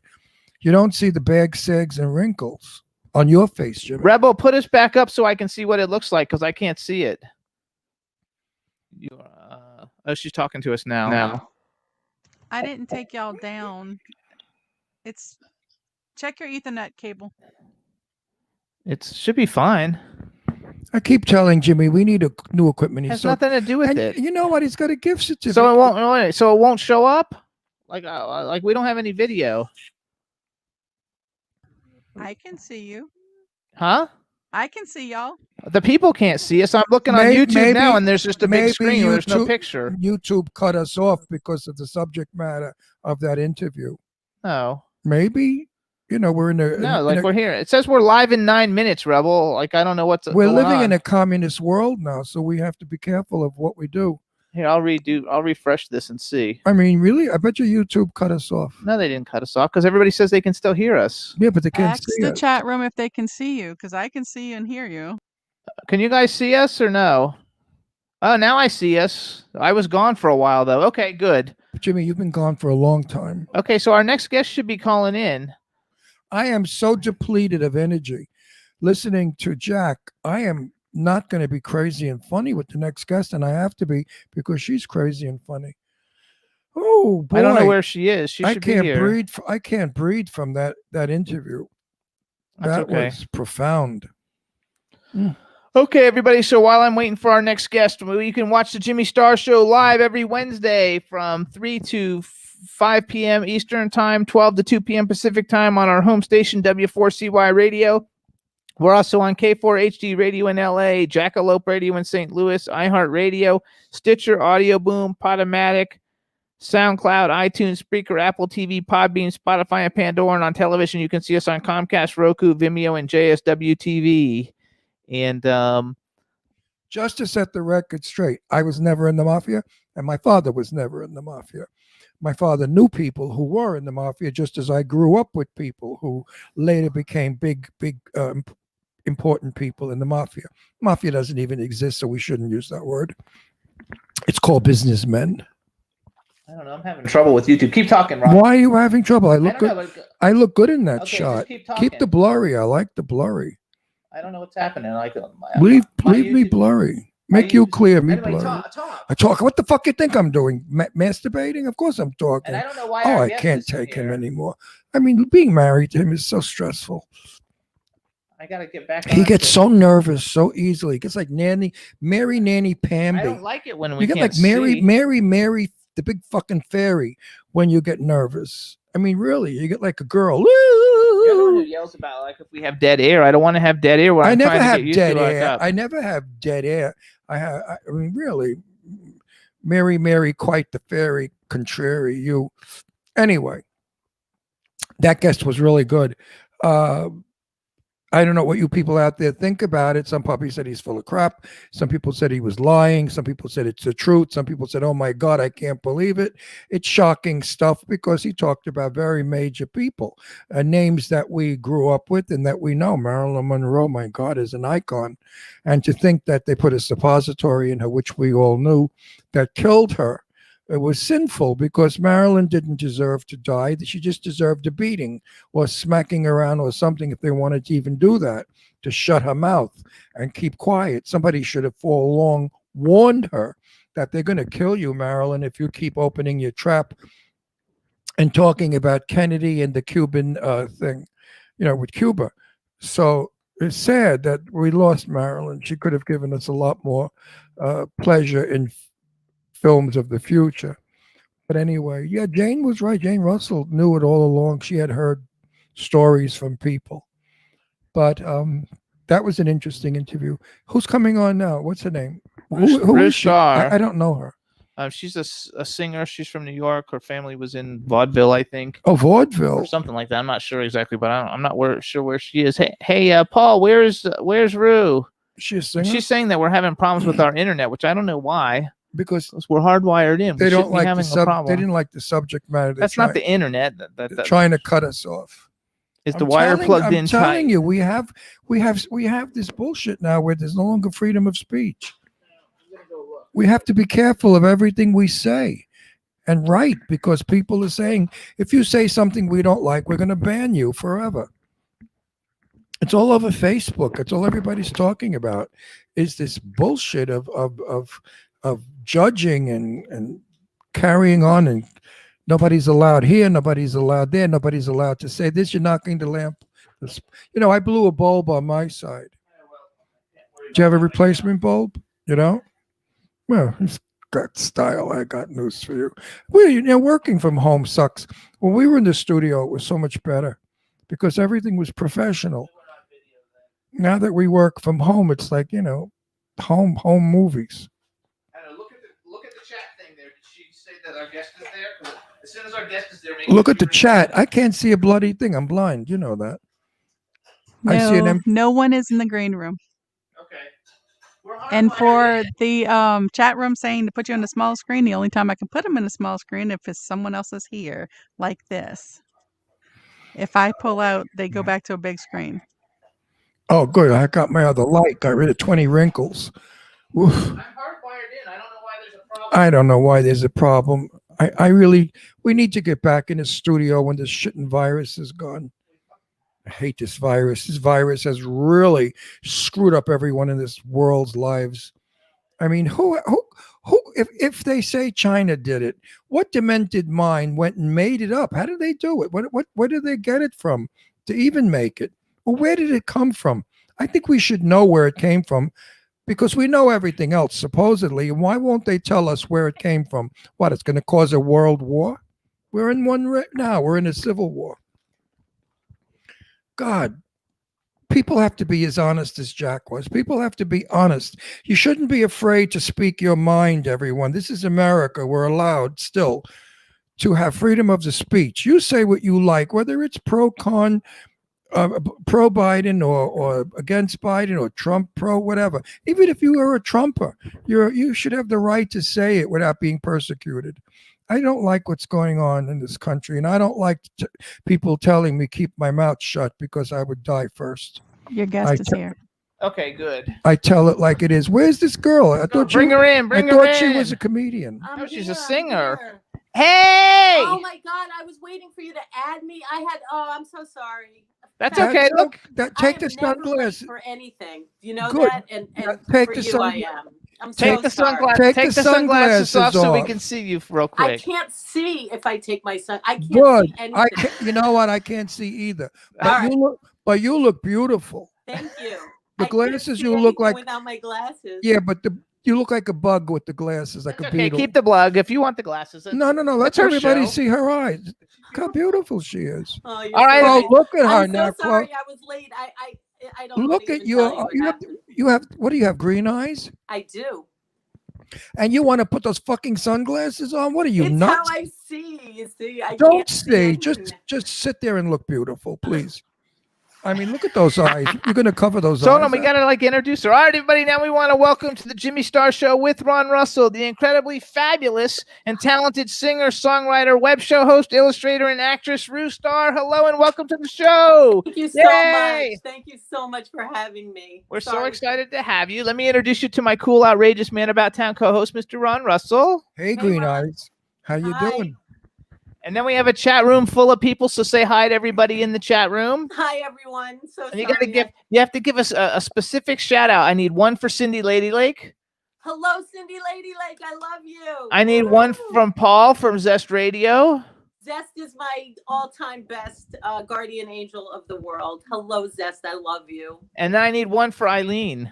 Eileen Shapiro, my new BFF. We're gonna go to London together. We have There a you date. go. Oh, To see Adam Ant. Forget about it. She's always chasing Adam Ant. She wants that dick so bad. Forget No, it. I like Adam Ant, if actually. So you does she. if you're going to England with her, Yes. you're gonna come back a very wrinkled, dried out old lady. Oh, Because she's gonna run you night and day, night and day, night and day. You'll never sleep. You'll never eat. You'll be a vegetable. Don't go to Sounds great. London with her. She's I would crazy. love it. No, So- she's crazy. She's a Yes. crazy. Eileen is a crazy lady. So I want to get the promotional stuff in real quick, and then we're going to talk about some other stuff, and then we'll recap the promotional stuff at the end of this whole thing. So first of all, you guys, if you want to follow Rue, she's at Rue Star, REWSTARR, and that's her Twitter handle. What are you on Instagram? Same thing. Same thing. And Rue Star has a band called the Roulettes. I do. And with Zest Good Radio, name. I who's like that. with Zest Radio, with Paul in the who's in the chat room, they are releasing a cover of the Lulu song "To Sir with Love," and it's a cover music video, and it's going to be released on January 23rd, 2021. What time are we doing that? Do you remember? Yeah, it's 12:30 New York time, so 3 hours earlier is your time, and 5 hours ahead. It's later is the UK No, we're time. we're 3 hours later. No, we're earlier than her. No, New York is ahead of us. I know, so that means we're earlier. How do you? Let's get this right. How do you figure that out? If she's at 12:30, then it's 9:30 in the morning, us, which is earlier. Oh, That's how I figure it. And that means it's 5:30. And so you guys, this is a very cool thing. Number one, the song is awesome. I've had the privilege of seeing the video and hearing the song, and it's really, really fantastic. All you guys are going to love it. Number two, the Roulettes and Rue Star have teamed up with Zest Radio, and they're doing a benefit for Feed the Children. So they're trying to get 10,000 plays on this music video, and they're going to donate 10 cents every play to Feed the Children. And this is a collaboration between, Zest Radio and Rue Star and the Roulettes, which let me mention them real quick. I wrote their names down. I love the name. I have the Roulettes. Roulettes. Ann Hussick, Maya Lowe, Tammy Johnson, and Rue Star, and they're fabulous, you guys. And basically, the To Sir with Love is based on it's based on a scene in the 1967 movie To Sir with Love. And what Petula Clark sang it? Lulu. No, Lulu. Lulu sang it. Right, Lulu. Right, Lulu sang it. Petula, like her letters have the same letters in her name, Petula. If you go backwards, it's like Lulu. Right. Oh, that's fun. I love that. No, Petula Clark sang Downtown. Yes, which is And it another was- great song. It was out at the same time as To Serve With Love. I love Downtown It's that, too. yeah, that whole thing. So tell us. So first of all, why'd you pick that song? I mean, it's really good. You guys have done an excellent job with it. Tell us, why did you pick To Serve With Love? Well, it's a long story, and I'll try to tell you it as best I can. Zest is like I said, my superhero. He is definitely someone who has supported me in my work for many, many years. We became friendly through online and the internet. He even came and co-hosted my show, so I met him in person. And he asked me randomly, he knows I play music, and he said, would you ever consider doing a cover of To Serve With Love? And I was just like, are you kidding me? I have a brother that is my producer from heaven. I know he always produces my life. Like, he's the reason I'm talking to you guys, besides Zest. Zest is my producer on earth. And and my brother, his favorite movie in the whole wide world was To Serve With Love. And I have his, because he's up in there, I have a lot of his things. Like, I have his album, his record album of the movie soundtrack of To Serve With Love. And I said to Zest, like, I have the album. And he was just like, wow, that's amazing. I can't believe it. And I know my brother is up to me knowing Zest. I mean, he's like that. So one thing led to another. Fast forward a few years, the question was still in the works. And now I'm working with a record label in Baltimore called Monterey Records. And I rolled it by them saying, like, can I do a cover of To Serve With Love? Now, usually I always go to Baltimore by myself, and they're all musicians, and they always fill everything in. So I was in my mind thinking that's what we're going to do. But you see, because they're all musicians, they like to come to New York once a year and do a gig, which I put together. So they came up. And I was planning their visit to New York, and my band couldn't play that night. All my bandmates were like busy. So it was just like, fine, I'll just host that night. I won't play. It's fine. I don't care. Just let them have fun. And one of the bands playing was Anne was in it. And she said, I'll play with you. What do you need? I'll play bass. I'll play second guitar, like whatever you want. And I'm just like, really? And then I know this drummer named Tammy who's filled in with me quite often. And I said, let me see what Tammy's up to. So I said, Tammy, can you do that day? And she's like, yeah. And then Maya, who is a good friend of mine, it's a whole crazy story. I for another time, her and Tammy know each other. And Maya saw me play one. So after she saw me, she said, oh my God, I want to play with you one day. So I contacted Maya. I said, Tammy's doing a gig with me. Are you free this day? And she's like, I am. So the roulettes were formed, and we just did this free gig. And the Baltimore label people were there, and he's seen me play in so many different concoctions. And he said, you're bringing this band to Baltimore. And it was like, oh my God, he loved us so much. So then we did a few more gigs, and then that was all. It all started in April 2019. We did like some gigs throughout the spring, and then we were planning to go to Baltimore that summer. We went the first week of August of 2019. We record this song, and everything was great. And then, of course, we had some of the other stuff happen too, but the good stuff outweighed it. We come back to New York, and then Zest was like, now we need a music video. I know the perfect director. So he got Christopher Martini, who is an amazing director. He's done a lot of documentaries, and he knew Jimmy King, who is Bowie's private photographer, and he wanted him to be the artistic director, and everything was just like wonderful. And Christopher said, I just can't do anything until after the year ends because I'm working. So January 2020, he and I finally meet in person, me and the director, and we plan this thing, and we're going to shoot it on March 21st. And then we know what happened. And COVID. Then it was March 28th. And then it was going to be April. And then it was after the pandemic. And then that was not going to happen. So over the summer, he figured out a way. Now, meanwhile, everybody to do their own part. Yeah, because Maya now is living in Utah. Tammy is now in Georgia. Anne was upstate New York, and I was in New York City, and the director was in Washington, D.C. He got stuck there. Now, were you raised on Long Island? No, I was not raised on Long Island, but you have a very definite New York accent. I was born in the Bronx, but I never lived in the Bronx, and I live downtown, and I've been here for my whole life pretty much. Right, I've lived in other places too, but Yeah. this is my. But it's so nice to hear a New York accent because I have one too. I'm Yay!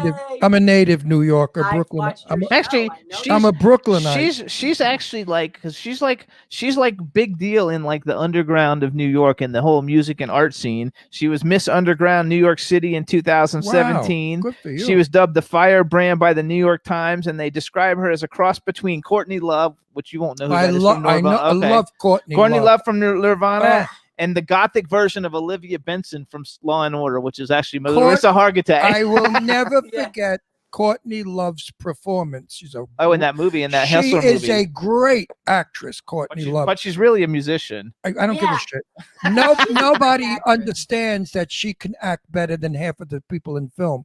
When Yeah, she she's a great actress. played what's his name's dope addict wife, she was fabulous. Yeah, in the Hustler movie. The Hustler movie.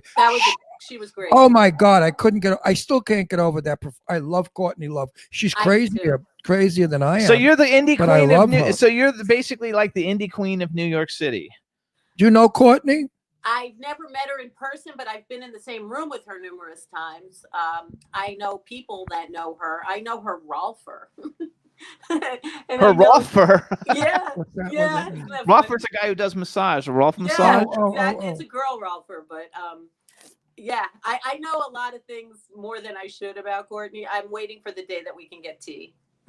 My daughter and I met her one night, but she wouldn't remember. But in her Unplugged behind the scenes on MTV, my daughter's in it because the day we met her, they were shooting it all. And the clip with my daughter, like shaking her hand, got in the Unplugged. So, oh, how cool is that? Yeah, Is your daughter a musician? Is your daughter a musician? I have two daughters, and one is totally a musician. She's living in Nashville, and she's like beyond talented. Wait a minute, wait, back it up, Halt, stop, do not go any further. He's going to tell you that. You have a daughter that's old enough to live on her own somewhere? I have two daughters that live on their own. Well, how old are you? I'm You look way like a older than girl. I act. You look like a So is he. You look like a girl. You don't look like a woman. Mwah. You're so No, nice. I'm not. I don't bullshit people. I thought you were. I survived the 80s, my love. I really thought that you were in your late 20s, early 30s. Oh my gosh, that's how old my children are. You're an old bag like me. Oh my God. She's not as old as you. No, I'm 80. know. Nobody's as old. I'm as old as dirt. I'm 80. You're probably closer to me. You're probably closer to me. You look amazing. Any thank secrets you you. want to give out? Botox, Restylane, anything? No, I don't believe in any of that. I don't believe in I'm that afraid. shit. I wish I could get them, but I'm always like the person that gets the side effects. So I'm always afraid if I get the Botox, I'm going to end up like with the palsy. And so No, listen. so afraid Wait. of- I have something to say that's very important. Somebody wrote on my Facebook page this morning that if you get the injection for the coronavirus, it can explode your lips if you have them injected, or your face, because the virus, the serum, the antivirus serum goes and attacks anything that's foreign in the body. So everybody with Botox and Restylane, their faces are going to explode. Or like me, I have a plastic knee. I just had a knee replacement. But could you imagine you have your lips blown up and then they do blow up?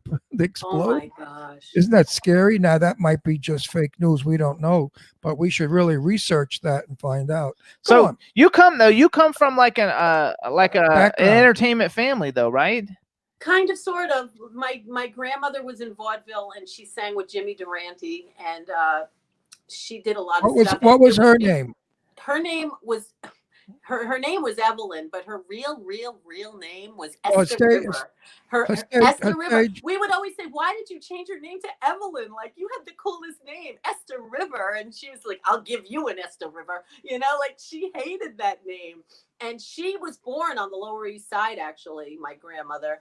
And my mother grew up like that with her mother in the theater. I have a lot of her pictures from then. She used to sing with her sisters, and they called themselves the Baker Sisters. I cannot find much about them, but I have a lot of their cut and press and photos. And my grandfather, her husband, was a scout for the New York Yankees at the time. and he was in the liquor business. So that was my mother's parents, and his mother, my great-great-grandmother, who I never met, had a speakeasy on the Lower East Side during Prohibition. And these are just stories that I know of. But you know, my Nana, the one that sang, though, she used to give me a lot of good, you know, advice when I started like songwriting and doing that stuff. Like, you know, when I was many years ago, she used to always say to me, don't get cocky, you know, like never get cocky and never be mean to anybody. Always keep your feet on the ground and always be nice to everyone who likes you, because you never know. And You never shut a door. she always would say that. And she also always would say, don't only do original songs. You know, you think you're so good writing original songs. You have to cover other people's material, because the only way you're going to get good is by covering people that have already done it. So what's one of your favorite cover songs? Besides To Sir With Love.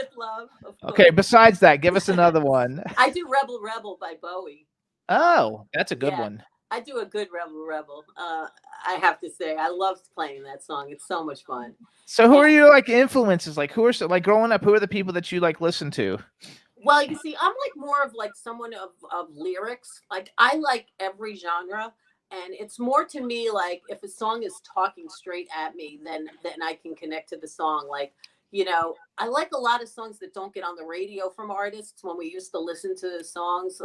I mean, I like rappers that can write really well. I like oldies. I love R&B. R&B has always influenced me a lot. Yeah, I listen to that a lot. I love R&B. I love Marvin. So who are some of the singers who've done songs that like have appealed to you, like that you think speak to you? Like give me an example of a song. Well, I'll tell you, Courtney Love has this one song that I love so much. And the day that we met her and I said, can you do that song? She was like, I'm not doing that one. Like, sometimes it's not the songs that the artist even likes. There's a song that I loved of hers on her American Sweetheart album. I love certain songs on her albums, but like not every song, but I do appreciate her and respect her. I love Diana Ross. I love my daughter's songs. Give us your daughter's name so everybody can go look it up who listens. Her name is Eva Lynn, and it's EVALIN. And the funny thing she always says is it's also like a porn star from Thailand's name is Eva Lynn. She's not that one. She's the other Eva. So you guys look up Eva Lynn, but not the porn star one. Yeah, exactly. That's her joke. But she's so talented. And my other daughter, Harley, she is behind the camera. She's made music videos for me. She's made me 2, and we're in the process of making a 3rd. So she's in New York, so I get to see her during this crazy time. And she does, you know, a lot of stuff like that for me. Then now you live in the Village? I do. You like the Village? I love it. I love it so much. It's not the Village anymore. You should have lived in the Village in 1950. Well, I wasn't here in born. The 50s. Yeah. No, but I'm saying if you think the Village is cool now, no, I don't. I don't way, think baby. It's cool now. It got commercial. It's wounded right now. Everything is closed. Every business is closed. No, I don't mean that. I mean with the population. The people that move to the Village now all are wealthy. They have maids. They work with governesses. When I know the Village back in the beatnik days, it was cool. Everybody was an artist of like some you. kind. Yeah, you would have been like you're the queen now of the Village, but I think back then you would have been the super queen of the Village. Let's have a renaissance. No, wait. No one could hang out in the Village if they weren't cool. If you were a geek or a square, they wouldn't even talk to you. The Village. Out of here. Yeah, when I was little, I used to beg my mom to take me to find the hippies. I used to like have this hippie fascination. I'd be like, Mommy, please take me to see the hippies. And she would take me like to Washington Square and stuff, and I wouldn't see any. And then I'd be like, where are they? And she'd say, I don't think they come out during the day. And that was all I needed to hear. She like planted that seed. So as soon as I could start going out at night. Greenwich Village was gay in the 60s, and the world wasn't. It was gay, but you're not allowed. So all us gay guys would go to the gay bars in the Village, and they were wonderful gay bars. We had the best time and the best fun. Today, things have changed. It's not the same. No. I'm happy I was born when I was born, and I'm happy I lived in the years that I did. So you guys, Other things too. So Ruth's been in a bunch of independent films. She's an illustrator, and if you Wait. go on Time out. You know Afonso Enrique? Yeah, very well. I was in his film. Oh, cool. Yes, That's and awesome. I know he loves you guys. He just was so happy that I was going to meet you guys today. He was like, "Oh my god." I know. Yeah, that's and what's the name? What movie are you in of his? I was in his film called Finders Keepers, and my little dog. I have a little dog named Jaja Gabon. Jaja Gabon. I love your names. First of all, I love roulette. Sure. No, I love roulette, and now Jaja Gabons. I love. Jaja And this Gabon. is our Astro. baby. That's This is Astro. Astro boy. She's in the movie too. She kills it. She's in a lot of movies with me, and we're in a lot of people's music videos too. Me and Jaja. She's my sidekick. What kind of dog is it? What kind of dog is she? She's a Yorkie. Oh, that's so cute. But she's very voluptuous, you know. Her name is Jaja Gabon. I mean, come on. I love Jaja Gabon. Our dog is on TV all the time. He comes up here to sit with me every week on our show. Love it. So then you guys, if you follow Rue on her Instagram account, she does all these cool illustrations. She's done like one a day, right? You did or something for the whole COVID thing. Yeah, it just happened. I never planned on doing this. It just happened. I had my niece who's 10 for a weekend from March 13th to March 15th that weekend. And we were drawing on Sunday, the day I was bringing her back to her mom. And she was doing these drawings and she wasn't finishing them. And I was just like, why are you doing that? You're like wasting paper. So I was like, can I finish your drawings? And she's like, yeah. So I start finishing hers. And then I drew my own picture and I posted it. I was so proud of it. And someone wrote me right away, like, oh my gosh, I didn't know you drew. Can you draw something for me? And I was just like, I never drew something for someone else, but I'll try. And I did it. And then the next day, someone asked me to draw something else. And that was when it all hit. The pandemic began. So I just said, if anyone has a suggestion while it's pandemic, I'll draw. And I kept getting suggestions. And from that day, I have drawn a drawing a day, all from everyone's suggestions. Now you have to put them in a book. You put them together in a book. I hope as soon as this chapter is over, then I will decide. I hope I can do that. But today was day 302. There you go. Oh my gosh, that's a whole bunch of them. All right, so listen up because we've got 3 minutes. So first of all, you guys, this is Rue Star. The name of her band is the Roulettes. You want to follow her on Twitter at REWSTARR. She's also on Instagram. You also want to follow Zest Radio Show on Twitter, Paul from Zest Radio, and it's at ZESTRADIOSHOW. On the 23rd of January at 12:30 p.m. Eastern time, they are releasing the music video on YouTube to Sir With Love. All you have to do is go on YouTube, plug in the Roulettes and To Sir With Love, and it's all set up as a premiere, so you guys can go and make sure you sign up for the reminder, so when it goes off, because we want to get 10,000 plays, they're going to donate 10 cents every play, up to 10,000 plays, to feed the children. It's an awesome idea. It's an awesome charity. It's an awesome way that you, the Roulettes, and Paul are all giving back. So I want to commend you on all that. I think it's fabulous. I think everybody needs to know about you because you're super talented and fun and beautiful. Those eyes, I love them. You guys are the nicest. Those green eyes, my God. Oh, and Dawn Hinton says thank you for her drawing because I guess she must have did one. Yes, she asked for one. It's posting tomorrow. Oh, there it's posting tomorrow. There you go. And everybody, so we want everybody to watch the video. We want it to make a big splash, and it supports a great cause, and it supports a great band. Really, a great band. I love the name Rue and the Roulettes. Thank you so much. And I love Jaja Gabon. I mean, you should really get hired to write names for people. You know, people have things and they never hire me. No, really. No, I'm good at names. I can call you all kinds of names. Trust me. But it's fabulous. We love it. So you guys follow her. She's fabulous. Support the single. Support the band. Support her artwork. She's got a show. You got like 30 seconds. Are you still doing the show? I am doing it Renegade style right now during the pandemic. It's Ruin Who Renegade Ruin Who, and we do it pretty much weekly.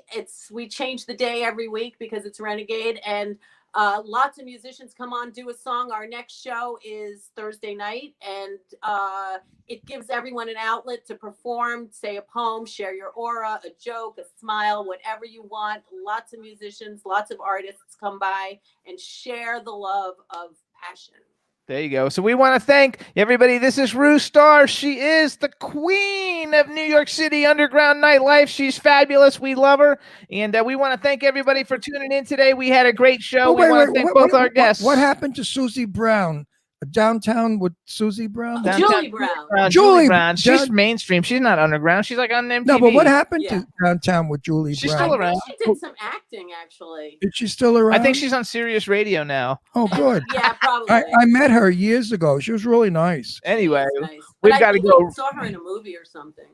Rue Starr, thank you so much. Love you. Paul, thank you. Everybody in the chat room, thanks so much. We had a great show. We'll see you guys next week. Thank you so much for having me. It was our Bye. pleasure, honey. Bye-bye. Bye-bye. See you soon. We'll see you in New York. Yes. Oh, yeah, we will. What see an you in New York. interesting show today. I Yes, mean, absolutely. Really. This So show- everybody, thanks so much. We're out of time, so we got to go. But we'll see you guys next week. Have a great weekend. Bye, everybody. Stay safe, stay happy, stay with us. Can turn out to be so wrong. Yeah, we in the mix. Yeah, we in the mix. It's another episode. Here we go. The Jimmy Star Show with Ron Russell. Interviewing the hottest, newest, and truest of today's celebrities. Make sure to subscribe so you can get notified weekly. Jimmy Star, he's the king of cool. Ron Russell, he's a gorgeous dude. Chat room is live and you would be a fool not to vibe with us at the Jimmy Star Show with Ron Russell. Come watch it live on W4CY Radio. Miss some past episodes? Download on iTunes. The Jimmy Star Show with Ron Russell. It's the Jimmy Star Show with Ron Russell.